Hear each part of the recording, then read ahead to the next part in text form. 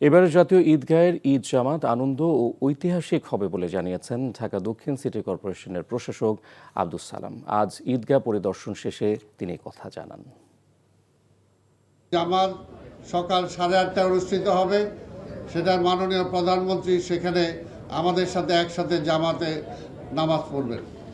এখানে আপনারা সবাই জানেন যে প্রায় 35,000 লোকের জন্য নামাজের ব্যবস্থা আছে, পাশাপাশি মহিলাদের জন্য নামাজের ব্যবস্থা আছে এবং আমরা আশা করি আমাদের মন্ত্রিপরিষদের সদস্যবর্গ সহ অন্যান্য উচ্চপদস্থ কর্মকর্তা যারা আছেন তারাও এখানে উপস্থিত থাকবেন এবং এখানে আমাদের নামাজের আগে যদি কারো প্রয়োজন হয় ওযুর ব্যবস্থা সেটাও করা আছে, মহিলাদের জন্য একই ব্যবস্থা করা আছে।